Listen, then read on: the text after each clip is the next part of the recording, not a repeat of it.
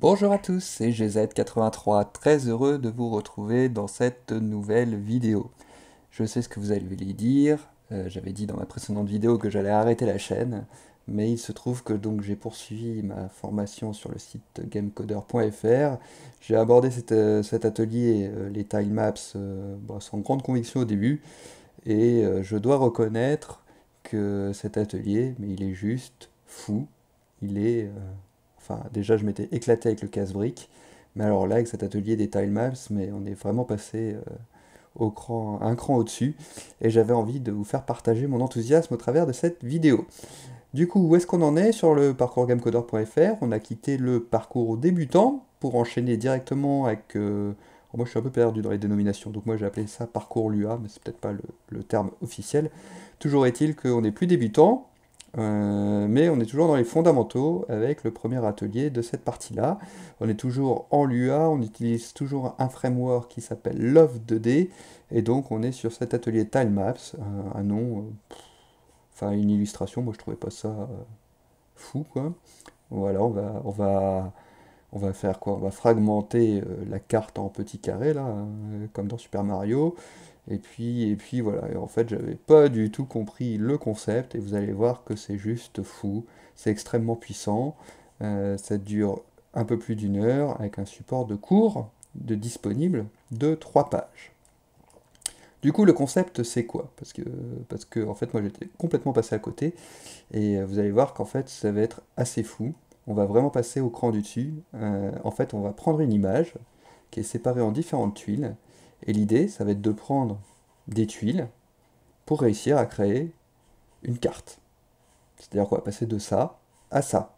Moi qui suis complètement débutant, qui n'ai aucune notion, qui connaît à peine le Lua, j'ai trouvé le projet très ambitieux, et surtout que ça, on le fait quoi? En une heure, et seulement avec un support de cours de 3 pages. Tu te dis, mais David, tu n'as pas été très généreux là sur ton support de cours, parce que 3 pages pour passer de ça à ça me paraît quand même assez ambitieux. Et en fait, non, bah, David, il a bien fait les choses, et 3 pages, c'est déjà beaucoup trop, parce qu'en fait, le projet, il se résume en 3 lignes. Mais avant d'aller plus en détail, en fait, la première chose qu'on voit dans cet atelier, c'est le découpage du code en petits modules. Alors, je sais pas si on peut parler de modularité, mais bon, modularité, je trouvais que ça allait bien ensemble. Du coup, c'est quoi le concept? Bah, c'est qu'on a le programme principal, le fameux main.lua, avec les grandes fonctions qu'on a vues, revues et détaillées jusqu'à présent. Et en fait, on va pouvoir créer des petits modules. Alors, module, je sais pas si on peut. Moi, je préfère parler de sous-programme, voire de procédure, parce que je trouve que procédure, ça parle bien. Et donc, en gros, bah, le programme principal, je sais pas, on va lui dire, bah tiens, va créer une carte. On lance ce module-là, ou cette procédure de carte. Il crée la carte et récupère l'information. Et puis après, peut-être qu'on va lui dire sur cette carte de créer des ennemis, de créer des personnages. Alors peut-être que donc le module de la carte va se créer d'un autre module pour aller chercher cette information, et puis peut-être qu'on va pouvoir tout réinjecter là-dedans. Bon bref, ça c'est dans un monde idéal, parce qu'évidemment moi j'ai essayé de découper le code en plein de modules pour essayer de m'entraîner, et je suis tombé sur un nouveau message d'erreur, un de plus, qui a le mérite de changer tu tentes d'indexer une valeur nulle à ton tableau, donc c'est bien, ça change un peu. Mais là, grosso modo, il me dit que je crée une boucle en chargeant mes modules. Du coup, voilà, j'ai pas très bien compris encore très bien comment. Enfin, j'ai compris comment créer les modules, comment les interconnecter, mais j'ai pas. Enfin, visiblement, j'ai créé une boucle, on peut pas. Enfin, il y a des choses qu'on peut pas faire, et j'ai pas creusé plus en avant parce que, encore une fois, c'était pas l'objectif de l'atelier.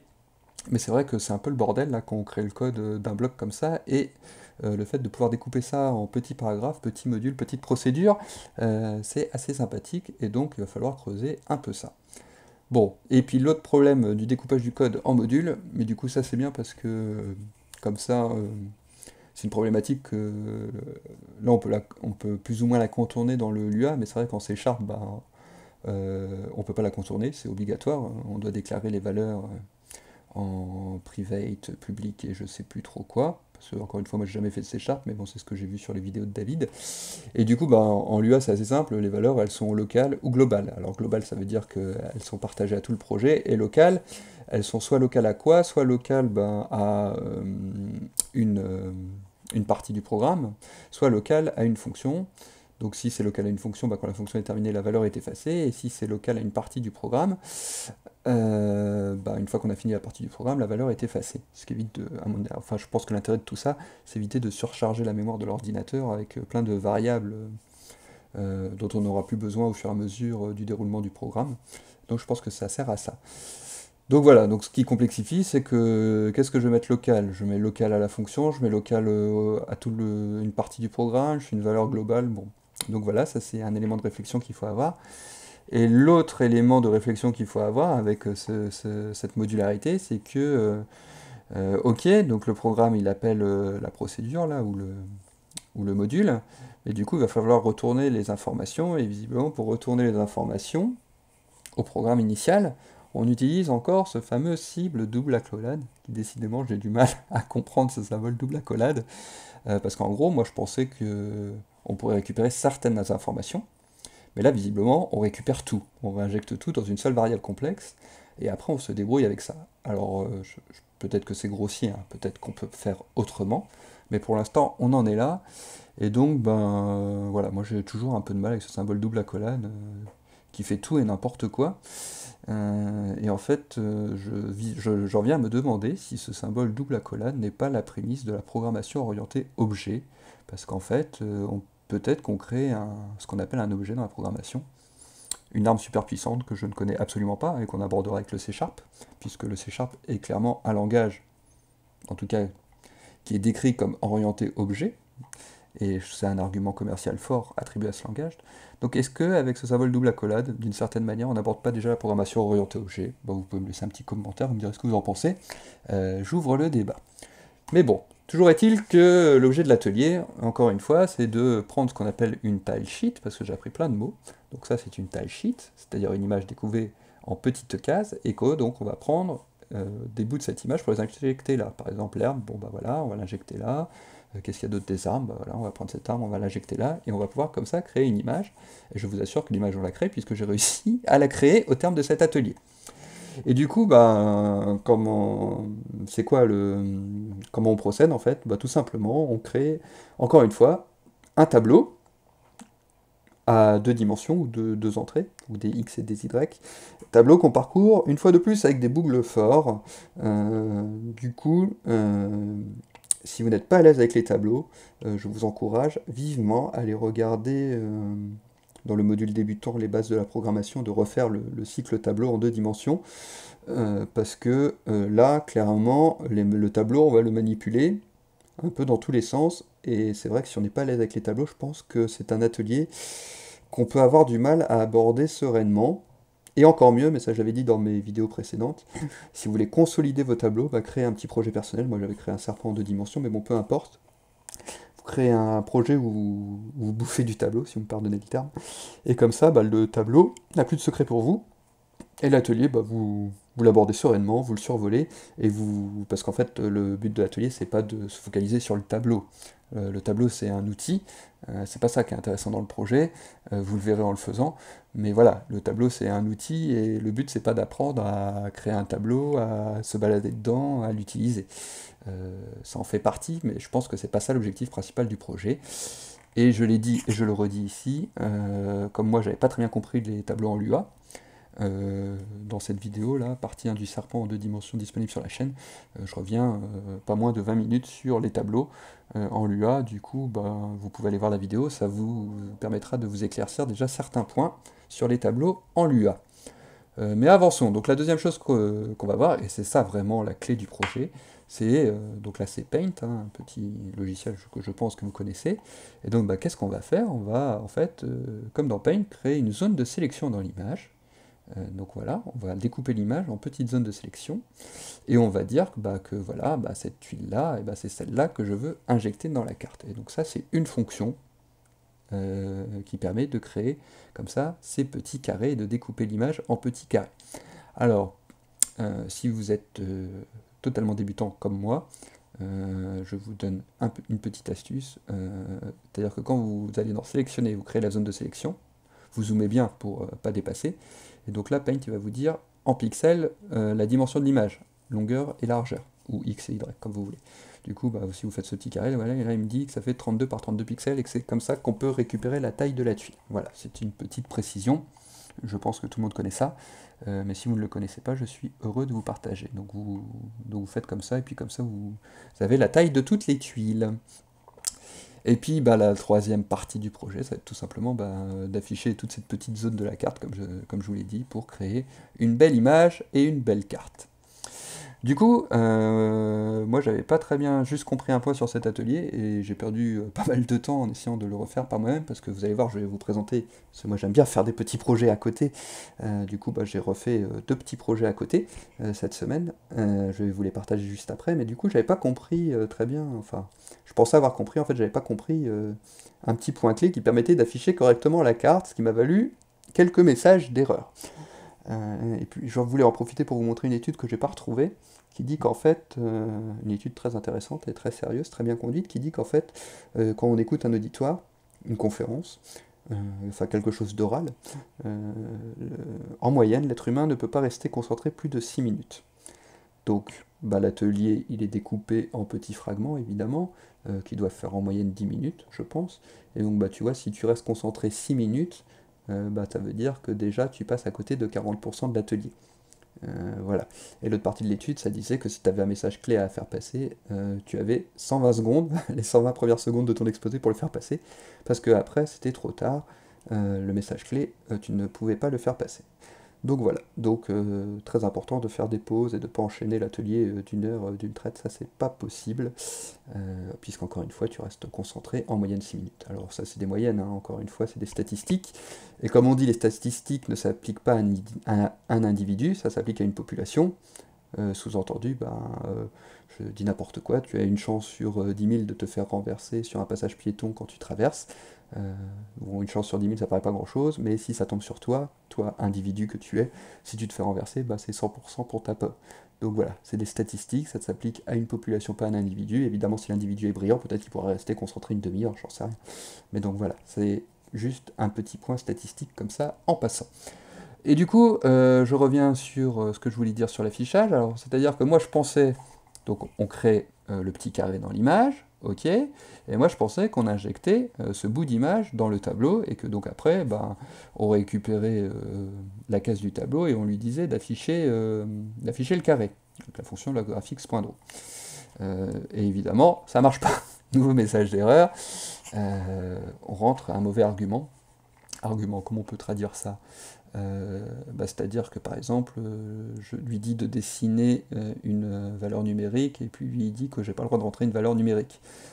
En première position dans mon tableau, donc parce que lovegraphics.draw on rentre plein de trucs, hein, donc le premier élément c'est bien ça, donc il me dit que j'ai pas le droit de rentrer ça parce qu'il attend un drawable, pardon. Enfin il attend oui un drawable, je sais pas comment on peut traduire ça, mais grosso modo moi j'ai traduit ça par un fichier .png, .jpeg, ce qu'on veut, et il me dit que lui il a pas ça, il a un quad, c'est-à-dire un quadrilatère. On va simplifier, on va dire un square, puisqu'on crée des carrés. Mais avec cette fonction quad, en fait, quadrilatère, je suppose qu'on n'est pas obligé d'avoir des carrés, on peut avoir des rectangles, enfin tout ce qui a 4 côtés, un quadrilatère. Mais bon, donc là on va dire qu'on a des squares, des carrés. Il me dit que j'ai un quad. Bah oui, oui, on est d'accord, j'ai un quad, je l'ai affiché dans mon tableau, je suis allé récupérer l'information. Dans cette case de tableau, il me dit qu'il y a bien un quad. Mais lui, il veut pas un quad, il veut un drawable. Du coup, bah, j'ai re-regardé cette partie-là.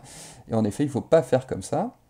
Parce qu'en fait, ce qu'on crée, vous m'excuserez pour le décalage, ça n'affiche pas très bien, mais en fait, ce qu'on crée avec la fonction quadrilatère, c'est on crée bien la zone de sélection, mais c'est vrai qu'à aucun moment dans la fonction, on renseigne l'image, on crée juste la zone de sélection, c'est-à-dire que là, je vais l'effacer d'ailleurs, ça c'est faux. Ce qu'on crée, c'est vraiment la zone de sélection, voilà. J'ai créé ma zone de sélection dans l'image, un carré, mais il n'y a pas d'image dedans. Donc je lui ai dit, bah voilà, ça commence à tel point X, tel point Y, ça fait tant de longueur, tant de largeur, blablabla, il y a pas mal de paramètres à rentrer. Mais à aucun moment on dit qu'on avait à chercher sur l'image, je sais pas, j'appelle ça l'image map.png, on lui dit d'aller chercher ça dans l'image map.png. Et du coup, si on fait ça, pour que ça marche, en fait, ce qu'il va falloir rentrer, c'est en premier le nom du fichier, donc map.png par exemple, et en second, le quadrilatère, c'est-à-dire la zone qu'on a rentrée. Et puis après le reste, il n'y a pas de spécificité par rapport à LoveGraphics.ro, ça suit son cours. Mais donc voilà, on ne rentre pas, encore une fois, la sélection de l'image dans le tableau, on ne rentre que la sélection, et donc pour que ça marche, il faut préciser l'image, on va le chercher, puis la sélection. Sous-entendu, si je change l'image en cours de route, je pense que je garde la même zone de sélection et que je n'ai pas besoin, si les tuiles font la même dimension, de repréciser, de redécouper à nouveau l'image, puisque ça va sauvegarder la zone préalable. Et du coup, voilà comment on peut afficher une belle image, une belle carte. Et du coup, les perspectives, moi j'ai trouvé ça énorme. Et je vous expose ça au travers de 2 projets personnels. Et du coup, ce week-end, j'ai testé un jeu qui s'appelle Octopath Traveler, un jeu fait par les trentenaires pour les trentenaires, donc je me suis bien reconnu dans ce jeu parce que c'est vraiment les jeux comme on jouait à l'époque. Ça tourne sur Switch, qui est quand même pas la console la plus puissante du marché, et je pense que c'est très très bien codé parce qu'il n'y a vraiment aucun ralentissement sur la console, et regardez la qualité, la patte graphique qu'ils arrivent à faire, des jeux de lumière, là il y a des petites zones d'ombre, un peu de flou pour accentuer l'effet 3D, c'est juste super beau, il y a des zones d'ombre, enfin la patte graphique elle est énorme, les personnages ils sont en pixel art, mais pixel art vraiment joli. Enfin voilà, regardez les jeux de lumière qu'on rentre à l'intérieur des bâtiments, enfin on sent vraiment qu'il y a une chaleur qui se dégage de l'image. J'ai trouvé ça super puissant. Ça se joue les combats au tour par tour, toujours avec cette patte graphique super. Du coup voilà, moi je suis retourné en enfance avec ce jeu, et ça fait bien longtemps que j'avais pas pris autant de plaisir à jouer à un jeu. Quand je dis bien longtemps, ça se compte en années, pas en mois, mais là c'est vrai que là, vraiment super comme jeu. Et ça, alors pourquoi je vous parle de jeu? Parce que en fait ça utilise le moteur Unreal 4, visiblement, quatrième version. Enfin, j'en sais rien, je dis ça, moi je connais pas du tout le moteur, ni les moteurs d'une manière générale. Et en fait, il me semble que David, il a dit que quand il aborderait le C++, il se servirait de Unreal. C'est vrai que quand on voit, je pense que c'est le moteur qui délivre toute sa puissance là-dedans, ça donne vraiment envie. Et voilà quoi. Vivement le C++. Alors avant le C++, il y aura le C Sharp, et puis avant le C Sharp, il y aura le Lua. Mais du coup, voilà, ça motive pour apprendre et pour aller de plus en plus loin. Bon, et l'autre chose que je voulais dire, c'est que donc j'ai regardé ça, et donc j'ai vu que en gros le jeu, il fallait compter 60 à 100 heures pour le terminer. Du coup, je te laisse imaginer 60 à 100 heures le nombre de décors qu'il y a à coder là-dedans. Et David, il est gentil, dans l'atelier, il nous donne la carte qu'on décide, qui permet de faire ça, qui fait, je l'ai noté, 32 par 23. 32 carrés de long par 23 de large. Du coup, allons-y, 32 par 23, ça veut dire que David, il a rentré 736 index dans la carte. Du coup, il a dit, voilà, case 1 c'est de l'herbe, case 2 c'est de l'herbe, case 3 c'est de l'herbe, case je sais pas combien c'est de la terre, etc. etc. Du coup, 736 fois. Un peu fastidieux, un peu contraignant, et comme tout ce qui est fastidieux et contraignant et répétitif, source d'erreur. Du coup, moi, dans mon projet, je me suis dit, mais est-ce qu'on peut pas créer la carte? Moi, j'ai pris le problème à l'envers, c'est-à-dire que moi, je voulais pas une carte où je disais tel cas je veux ça, tel cas je veux ça. Moi, je voulais un programme qui le fasse pour moi. Je vous montre ça tout de suite. Ce n'est pas là, c'est ici. Du coup, première partie du projet. Donc là, j'ai tout refait de tête, donc les variables qu'il y a sont, à mon avis, pas celles qu'il y a dans l'atelier. Puisque tout ça, je l'ai refait de tête, puisque, comme l'a dit encore je ne sais plus qui, la répétition est la base de l'apprentissage. Donc voilà. Et du coup, ce programme, qu'est-ce qu'il fait? Il prend l'image, il me la découpe en carrés, c'est marqué, il me l'a fragmenté en 171 carrés, il me numérote tous mes carrés, la fragmentation est faite, et c'est-à-dire que là, si je dis que je veux injecter le carré 122, il va m'injecter cette image. Et du coup, le programme, c'est grosso modo ce qu'on a fait dans l'atelier, mais le gros avantage de ce petit programme, c'est que si là, par exemple, je charge une autre image, j'en ai mis une autre pour vous, c'est comme ça qu'elle s'appelle, ouais, 2, pour vous montrer l'exemple. Donc là, c'est pas une tile sheet, c'était juste une image d'écran, mais c'est pareil, vous voyez que ça m'a fragmenté mon image, donc cette fois-ci en 285 carrés, et si je lui dis, injecte-moi le carré 110, il va m'injecter le carré 110. Donc ça va, un petit programme que j'ai mis dans mes mini-fonctions, que je me resservirai, parce que là en gros ça va, je peux rentrer n'importe quel tile sheet, j'ai juste à préciser la largeur et la hauteur des carrés, et ça me découpe tout, et j'ai plus qu'à tout réinjecter. Donc voilà, donc ça c'est la première partie du programme. Deuxième partie, j'ai bien travaillé cette semaine, je suis assez content. Du coup, niveau aléatoire, allons-y, projet, répertoire de projet, définir à partir du projet courant, vous voyez, petit projet qui fait rien, il fait 100 lignes, il n'y a rien d'autre, là il y a quoi? Il y a 3 lignes qui se battent, là aussi il y a 5 lignes. Qu'est-ce qu'il fait ce projet? Il ouvre une fenêtre noire, c'est normal. Il m'a fragmenté comme tout à l'heure mon image en 171 fragments. Ok, du coup j'appuie sur espace et je dis quoi? Je dis que je veux créer un niveau de forêt, j'appuie sur 1. Et il me crée aléatoirement un niveau de forêt. Et tu vois que nulle part j'ai rempli une carte. Hein. Tout ça c'est généré de manière aléatoire avec... Allez quoi? Pour créer la mer, la montagne, 10 lignes de code. Enfin tout est vraiment très court. Et du coup, ce qui est bien, c'est que comme c'est généré aléatoire, je peux très bien dire, mon personnage il est dans cette zone, il va dans l'autre zone, allez, je génère aléatoirement, pareil, hein, des choses, et puis je me déplace de jaune, donc cette fois je vais à la montagne, hop, ça me génère aléatoirement des niveaux. Et donc l'étape d'après, c'est quoi? Ça va être de mettre des maisons, des coffres, des ennemis, voilà. On peut tout générer aléatoirement. Du coup, on rentre directement dans l'univers des roguelikes, si vous connaissez, où les niveaux sont générés aléatoirement. Et du coup, tout ça avec 10 lignes de code, pas besoin de rentrer de carte, et puis on va à la mer, allons-y. Alors évidemment, c'est pas très esthétique, mais on peut très bien mettre des restrictions. Après, on peut très bien dire, je veux que la moitié de mon image, ça soit du sable, l'autre moitié, ça soit de la mer, tu génères ça aléatoirement. Je veux pas plus de 6 cases de mer sans armes, enfin bon, on fait ce qu'on veut. Et on code ce qu'on veut, et donc voilà, j'ai trouvé ça très sympa. Et donc l'avantage, c'est que j'ai juste à rentrer, charger mon image, dire quelle tuile je veux garder. Donc par exemple pour la montagne, j'ai gardé la 54, la 49 et la 146.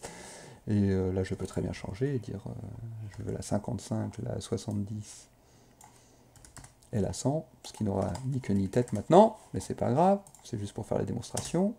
Donc c'était montagne je crois. Donc voilà, et donc là ça me charge aléatoirement complètement autre chose.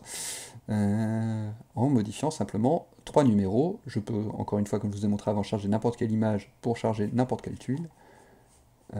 Et puis, voilà.